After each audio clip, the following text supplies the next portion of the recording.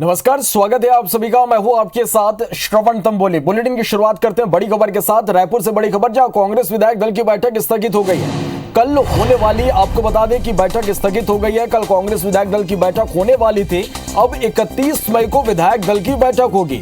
घोषित उम्मीदवारों से सभी विधायकों का परिचय होगा और बैठक के बाद उम्मीदवार नामांकन दाखिल करेंगे। तो ये इस वक्त की सबसे बड़ी और अहम खबर आप तक हम पहुंचा रहे हैं रायपुर से, जहां कांग्रेस विधायक दल की बैठक स्थगित हो गई है। कल होने वाली ये बैठक थी जो स्थगित हो गई है। अब 31 मई को विधायक दल की बैठक होगी।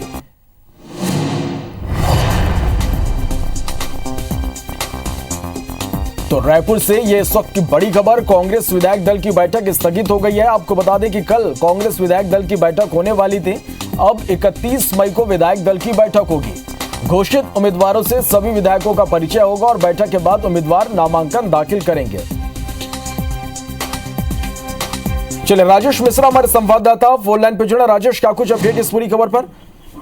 देखिए, कल मुख्यमंत्री निवास में मुख्यमंत्री भूपेश बघेल की अध्यक्षता में कांग्रेस विधायक दल की बैठक होने वाली थी और इस बैठक में राज्यसभा चुनाव को लेकर चर्चा होने वाली थी। कल राज्यसभा चुनाव का ऐसा भी संभावना व्यक्त की जा रही थी कि राज्यसभा जो चुनाव हो रहे हैं उसमें छत्तीसगढ़ से जो 2 नाम भेजे जाने हैं, उन नामों को डिक्लेयर किया जा सकता था और उसके नामांकन को लेकर किस तरह की क्या तैयारी है, कौन प्रस्तावक बनेगा, कौन समर्थक बनेगा, इन तमाम मुद्दों को लेकर कांग्रेस विधायक दल की बैठक में चर्चा होने वाली थी। मगर अभी कुछ देर पहले ही पता चला है कि कल जो बैठक होने वाली थी मुख्यमंत्री निवास में कांग्रेस विधायक दल की, जो मुख्यमंत्री की अध्यक्षता में होने वाली थी, वो बैठक स्थगित हो गई है। अब ये बैठक 31 मई को होगी। मतलब कुल मिलाकर ये है कि 31 मई को सुबह ही प्रत्याशियों की घोषणा होगी और उसके कुछ देर बाद ही कांग्रेस दल की विधायक दल की बैठक के बाद ही कांग्रेस मुख्यमंत्री भूपेश बघेल की उपस्थिति में, कांग्रेस विधायकों की उपस्थिति में जो प्रत्याशी होंगे वो नामांकन दाखिल करेंगे। तो ये अभी जानकारी हुई है और इस बैठक की भी पूरी तैयारी हो चुकी थी। सभी विधायकों को इसका मैसेज दे दिया गया था, मगर अब कुछ देर पहले ही ये दोबारा मैसेज आया कि कल की बैठक स्थगित होगी। अब ये बैठक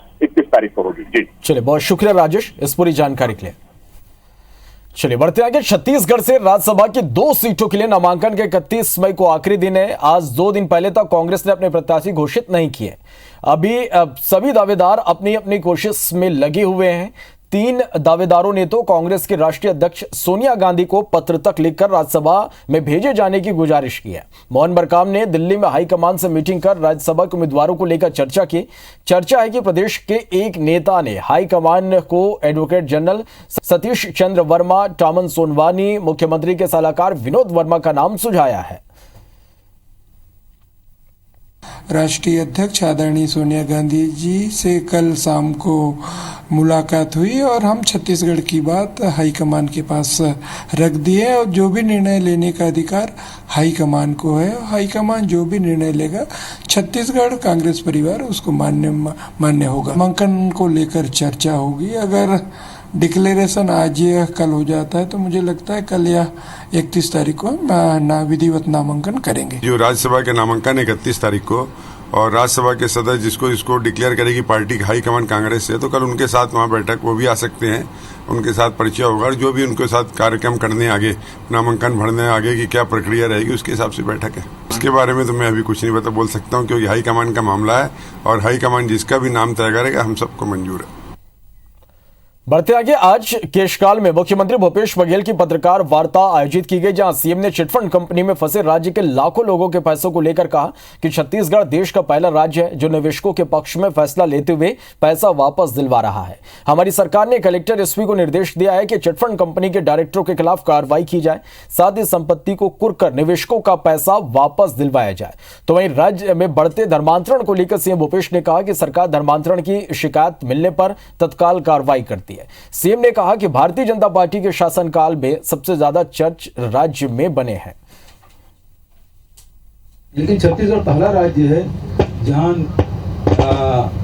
निवेशकों के पक्ष में फैसला लिया, एजेंटों के खिलाफ कार्रवाई होने से उसे रोका गया और जो डायरेक्टर हैं उसे जेल के सीटों में भेजा गया और अभी तक ये चल भी रहा है। और उसके साथ साथ उसे जो संपत्ति है उसको कुर्क भी किया जा रहा है। हमारी वापसी की प्रक्रिया हमारे छत्तीसगढ़ में पहली बार पूरे देश में, हमारे सरकार में इस प्रकार से जो भी शिकायतें मिली हमने कार्रवाई की। और जहाँ तक की बात ये है कि भारतीय जनता पार्टी शासनकाल में सबसे ज्यादा चर्चे बने, सबसे ज्यादा चर्च यदि बना है तो रमन सिंह की सरकार में बना है। और उस समय मौन थे, और आज जब नहीं हो रहा है तब हल्ला कर रहे हैं। भारतीय जनता पार्टी के पास कोई मुद्दा ही नहीं है, या तो सांप्रदायिकता की बात करेंगे या धर्मांतरण की बात करेंगे, इसके अलावा इनको आता भी कुछ नहीं। केंद्र की मोदी सरकार के 8 साल पूरे हो गए, जिसके उपलक्ष्य में 1 जून से 15 जून तक छत्तीसगढ़ में भाजपा के नेता और कार्यकर्ता विभिन्न कार्यक्रम आयोजित कर रहे हैं, जिसका मकसद केंद्रीय योजनाओं का प्रचार प्रसार करना है। केंद्र सरकार के 8 साल पूरे होने पर कई केंद्रीय मंत्रियों का दौरा प्रस्तावित है। सोमवार को केंद्रीय मंत्री प्रहलाद पटेल रायपुर पहुंच रहे हैं। वे 31 मई को इंदिरा गांधी कृषि विश्वविद्यालय रायपुर में आयोजित प्रधानमंत्री किसान सम्मान निधि कार्यक्रम में शामिल होंगे। इस दिन पीएम मोदी शिमला से देश के किसानों के खाते में पीएम किसान सम्मान निधि की राशि ट्रांसफर करेंगे। दौरे को लेकर पूर्व सीएम रमन सिंह ने जानकारी देते हुए कहा कि भाजपा के सभी मोर्चा और प्रकोष्ठ केंद्र सरकार के जनधन, पीएम आवास, प्रधानमंत्री सड़क, उज्ज्वला गैस और आयुष्मान भारत जैसे अनेक योजनाओं का प्रचार प्रसार करेंगे।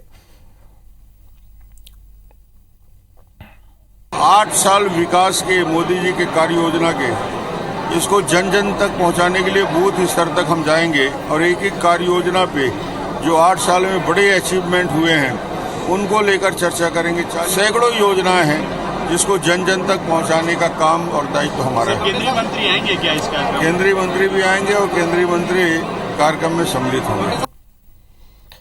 आज केशकाल के ग्राम वही गांव में भारतीय जनता पार्टी का 1 दिवसीय कार्यकर्ता सम्मेलन आयोजित किया गया। सम्मेलन में कांग्रेस को बड़ा झटका लगा, जहां कांग्रेस के 800 से ज्यादा कार्यकर्ता बीजेपी में शामिल हुए। आपको बता दें कि कोंडागांव दौरे के दौरान सीएम भूपेश बघेल ने कहा था कि प्रदेश प्रभारी डी पुरेंदेश्वरी बीजेपी नेताओं को हंटर लगाने छत्तीसगढ़ आती है, जिस पर भाजपा प्रदेश अध्यक्ष विष्णुदेव साय ने कहा कि मुख्यमंत्री अपनी चिंता करें, प्रदेश प्रभारी अपना कर्तव्य निभा रहे हैं और संगठन में कसावट लाने के प्रयास कर रही है। सम्मानित दिनेश कश्यप जी हमारे कोंडागांव जिले के एक साथ 2 मंडल के 888 लोग कांग्रेस छोड़ के भारतीय जनता पार्टी ज्वाइन कर रहे हैं। बड़े डोंगर में शायद वो कल ही थे और वहाँ से 183 कांग्रेस के अच्छे कार्यकर्ता आज कांग्रेस छोड़ के भारतीय जनता पार्टी में आ रहे हैं। ये मुख्यमंत्री और कांग्रेस के गाल में तमाचा है।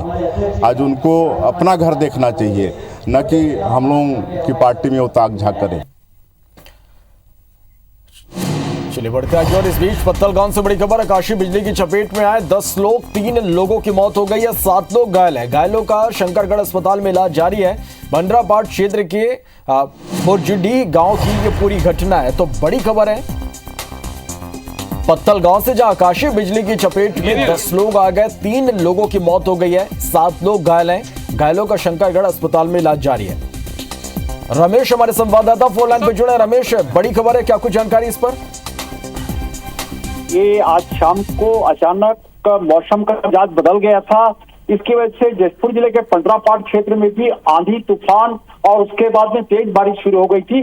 और इस दौरान वहीं पर पंडरापाट थाना क्षेत्र का बुरजुडी एक साप्ताहिक बाजार वहां लगा हुआ था, जिसमें तेज बारिश के बाद वहां काफी भीड़ भाड़ थी। इसी दौरान वहां आकाशीय बिजली गिरती है और देखते ही देखते वहां पूरी भगदड़ मच जाती है, क्योंकि इस आकाशीय बिजली के चपेट में आने से 10 लोग वहां पर चपेट में आ गए थे और इनमें से 3 लोगों की वहीं पर मौत हो जाती है और बाकी 7 लोग जो थे उनको जब उनकी हालत खराब देखी तो उनको तत्काल आनंद फानंद में पड़ोस के बलराम जिले का शंकरगढ़ अस्पताल में उपचार के लिए भेजा गया, जहां पर उनका भी लगातार सतत सघन उपचार जारी है।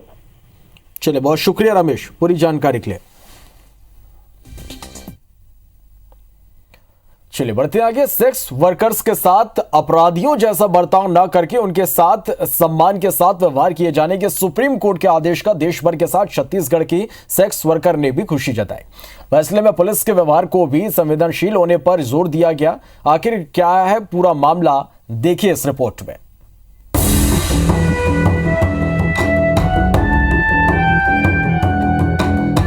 गरीबी और धोखा, इन 2 शब्दों के सेक्स वर्कर के लिए बहुत मायने हैं। इन दोनों शब्दों ने कई लड़कियों की जिंदगी तबाह कर दी और सेक्स वर्कर जैसे जिल्लत से भरे जीवन को जीने की मजबूरी में डाल दिया। एक बार इस दलदल में आने के बाद इच्छा हो या ना हो, लेकिन आपको ये धंधा अपनाना है और मजबूरन करना है। लाखों लड़कियों की इस मजबूरी को सुप्रीम कोर्ट ने ना सिर्फ समझा बल्कि एक ऐतिहासिक फैसला दिया है। इस धंधे को सम्मान से करने की आजादी दरअसल सुप्रीम कोर्ट ने अपने फैसले में सेक्स वर्कर को लेकर कहा है कि सहमति से यौन संबंध बनाने वाली सेक्स वर्कर्स के खिलाफ ना तो हस्तक्षेप करना चाहिए और ना ही आपराधिक कार्रवाई करनी चाहिए। सेक्स वर्कर्स के साथ अपराधियों जैसा बर्ताव न करके उनके साथ सम्मान के साथ व्यवहार किया जाना चाहिए। इस फैसले का व्यापक असर देश भर में हो रहा है। छत्तीसगढ़ के टिल्डा में मोहब्बत मोहल्ले में रहने वाली सेक्स वर्कर भी सुप्रीम अदालत के फैसले से खुश है। उनका कहना है कि फैसले से उन्हें राहत मिली है। पहले ग्राहकों के साथ साथ उनको पुलिस भी परेशान करती थी, लेकिन अब इसे कानूनी मान्यता मिलने के बाद पुलिस परेशान नहीं कर सकती और वे लोग इज्जत के साथ अपनी रोजी रोटी कमा सकेंगे। वहीं बाल आयोग की सदस्य आशा यादव का कहना है कि ये ठीक नहीं हुआ। हम जुड़े थे, बाकी हमको पुलिस वाले ने बहुत परेशान करते थे। हमारे छोटे छोटे बाल बच्चे हमने गुजर बसर उसी में करते थे। अब तो सर हमारी उम्र नहीं रह गया और वो अच्छा किया है, कानून ने ऐसा खोला है तो छोटे छोटे बच्चों का बलात्कार होते थे जगह जगह में। कानून अब जो बने हैं वो अच्छा बने हैं। से भी तो सब जन जानते हैं धमधाम जुड़े हम तेला कसर काम बुतम कोनो रखा ही नहीं हमारा तो का कर के जीवो। सुप्रीम कोर्ट को इससे हट के कुछ नियम अलग बनाना चाहिए था, जिससे सेक्स वर्कर महिलाएं कुछ अपना अलग काम कर सके और अपनी अलग पहचान बना सके।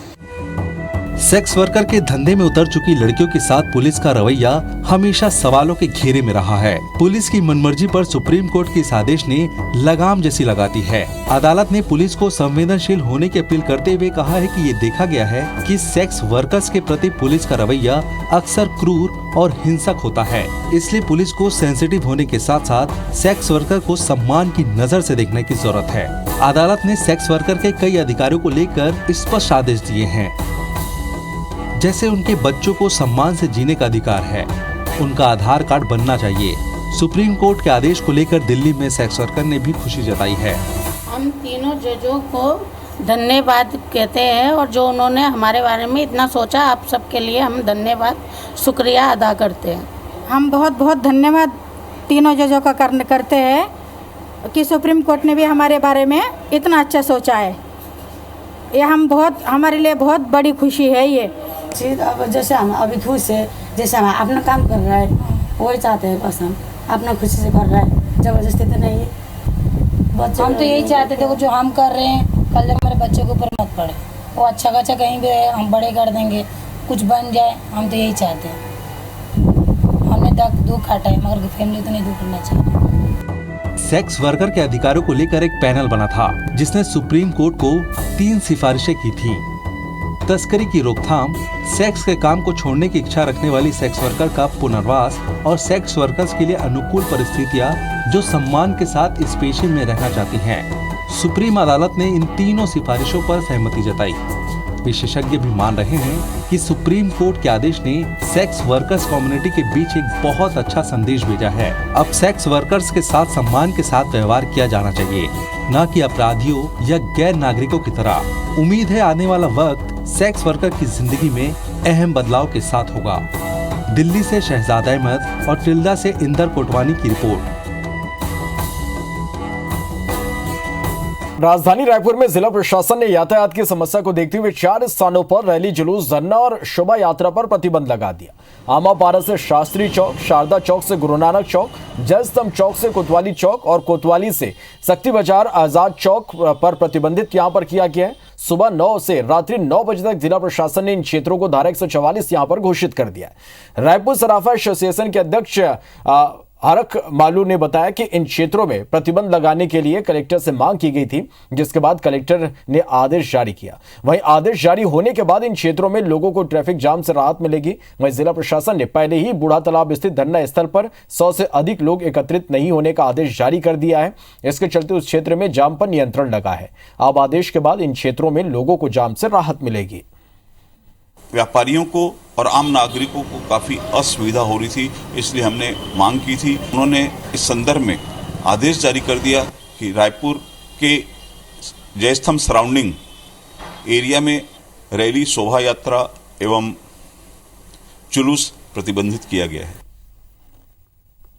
बढ़ते आगे, कोरिया में चिरमिरी नागपुर रेल परियोजना के लिए 50% फंड रिलीज करने की मांग को लेकर दक्षिण पूर्व मध्य रेलवे सलाहकार समिति के पूर्व सदस्य का घंटानाद सत्याग्रह जारी है। विजय प्रकाश पटेल बीते 21 महीने से गांधी चौक में रोजाना शाम 5 बजे 5 मिनट तक घंटानाद करते। कोरोना काल में भी उनका ये सत्याग्रह लगातार जारी रहा। घंटा बजाने के पहले विजय माता की बढ़िया में मत्था टेकते हैं, उसके बाद घंटा नाद करते हैं। उनका कहना है कि केंद्र ने अपने हिस्से की राशि जारी कर दी है, लेकिन राज्य के हिस्से की राशि जारी नहीं हो पा रही है। वहीं कांग्रेस विधायक विनय जायसवाल इसे आनंद फानन में शुरू की गई परियोजना बता रहे हैं। उनका कहना है कि बिना टेंडर प्रक्रिया के भूमि पूजन कर दिया गया।